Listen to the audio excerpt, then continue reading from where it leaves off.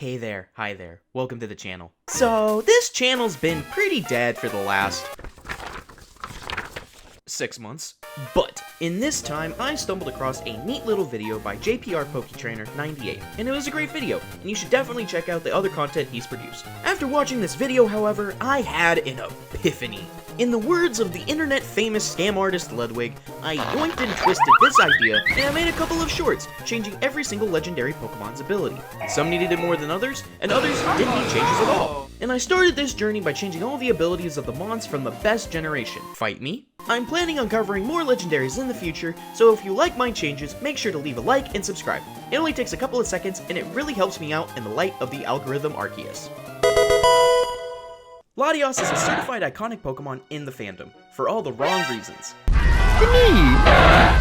Questionable reverse aside, this younger sister to Latios has been a defensive powerhouse for over 6 generations now. But in order to be faithful to its canonical powers, let's change some things. Deflection would grant a 10% evasion boost to Latios or energy-based attacks. Why only 10%? Because this ability is stupidly broken enough, given Latios' special defense is already her best stat. Based on multiple Pokedex entries in the anime stating Latios' ability to refract light to camouflage, this ability reflects actual light deflection and would be applied to any moves that have the words beam or energy in them. Now with deflection, Latios can soar through the skies above to deflect any of the shade she catches when fans mention why Latios was stalking Ash and aimed to be a Pokemon master. Latios. It's quite fitting that this legendary is known as the Eon Pokemon, because it has been an absolute terror and competitive ever since the 3rd generation. And while Levitate makes sense cause, well, but I still think the older brother to Latios deserves an even better ability, so let's change that. After Image isn't just the name of an overused technique in shonen anime, but is a fitting ability to the multiple Pokedex entries that describe this jet-like wonder. Upon switching in, Latios randomly takes on the appearance of any of the opponent's 6 or so Pokemon in their party, working like Zoroark's imposter, but it is literally an imposter among us. I guess in this case it's an imposter amongst them? Since Team Preview makes the information of each trainer's Pokemon available at all times, this ability might nerf Latios, but is that really a bad thing? In the final touch on this whole concept, this can be a hidden ability.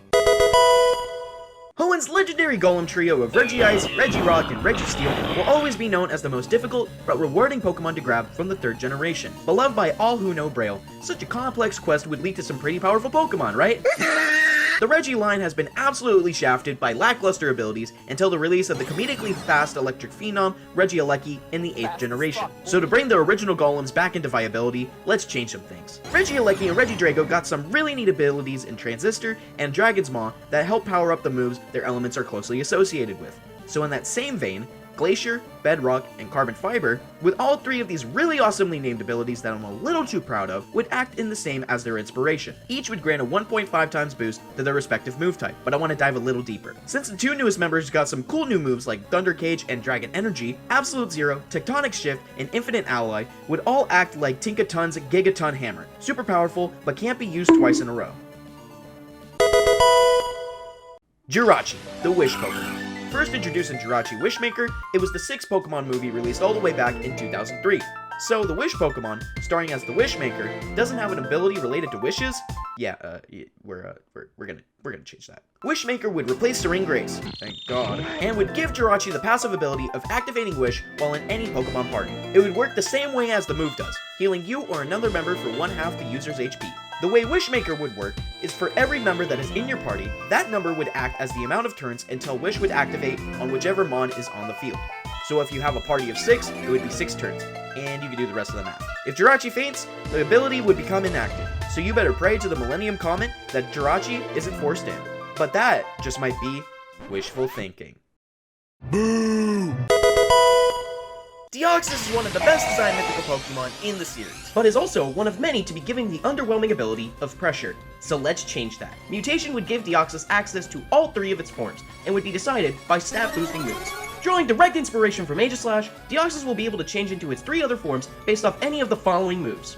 The form changes would last until Deoxys faints or is switched out, resetting the DNA Pokemon back to its original state. If Deoxys happens to carry 2 different stat moves together, such as Cosmic Power and Nasty Plot, Deoxys would transform into whichever move was used most recent. allowing it to mutate on a whim as long as it's on the field. 2 more changes would be given to Deoxys in order to have mutation work to its absolute pinnacle. By cutting 30 base points from normal Deoxys attack, special attack, and speed to reinvest into HP, defense, and special defense, this would give Deoxys base form more longevity in battle. And finally, if a trainer decides to bring Deoxys' not-so-signature move Psycho Boost, instead of the stat drop of special attack, it would reset back to its base form. So you might be sitting at your computer on a sunny day just wasting it by watching a YouTube video in the dark room, wondering to yourself, where are the only 3 Pokemon that matter from this generation? Well, I think the Weather Trio have perfect abilities. Although, it is a sad day when a stupid little dog basically has the same ability as a literal sky god. But instead of changing their abilities, I thought I'd be Vsauce for a day and explain the science on how these weather gods operate. Groudon is one of, if not the best competitive Pokemon of all time, and this is all thanks to its signature ability Drought. But how does it actually work? A drought is defined as a prolonged period of time with little to no water allowed. The cause for this is lack of rain, climate change, and changes in wind patterns within the jet stream. Couple this with a depleted ozone layer, which creates an even more intense ultraviolet ray from the sun when a drought does occur. So how does this all pertain to Groudon? Well, if Groudon's drought is able to create an instant intense heat wave as soon as it comes out of a 10-year-old's Pokeball, all of these conditions would need to be met in order for drought to be even feasible. Groudon would need to emit enough heat to completely vaporize any clouds or water in the air, and move the jet streams on Earth away from the area of battle. Groudon would need to naturally produce vast amounts of carbon dioxide and CFCs to simultaneously deplete the ozone layer and stuff the surrounding area with enough greenhouse gases to create an instantaneous dry environment for 5 to 8 turns.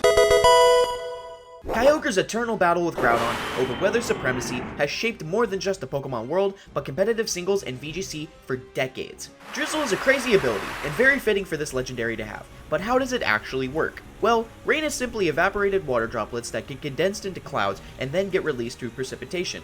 There, I just explained the water cycle in a single sentence. Now you can all avoid learning about it in the 3rd grade. But how is a Pokemon like Kyogre able to create this entire cycle by its simple presence? Short answer? Long answer? 2 factors must be present in order for Kyogre to have the capability to create its own rain. Kyogre must be able to produce an ungodly amount of heat with its body in order to produce enough evaporation to start the cycle. So in that case, it's basically just Groudon. Kyogre must be able to naturally produce silver iodide to help crystallize the droplets in the clouds in order to have them fall faster, or cloud seeding as it's called. These 2 factors alone don't create instant rain, but I'm sure this is still a better explanation than some silly little dance to make the rain come another day. This iconic dragon is not only the best box art legendary Pokemon, fight me, but is also the true weather god of the Pokemon world. While Kyogre and Groudon make it rain and make it dry, Rayquaza uses airlock to keep the weather of the world in balance.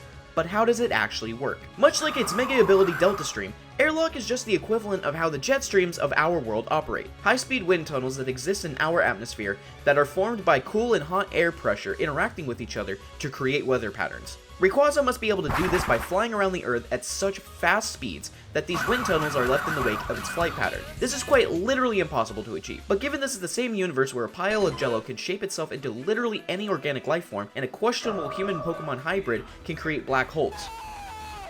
And there we have it. I hope you've enjoyed these shallow dives into an obscure topic for a children's video game that we are all too blinded by nostalgia for. Seriously though, thank you for watching. Try in this compilation format to see if people enjoy it. More Pokemon abilities content will be shipping soon to the channel and on my TikTok, blockit.io, so subscribe and follow to see more. Leave a like if you enjoyed, and I will see you nerds in the next one.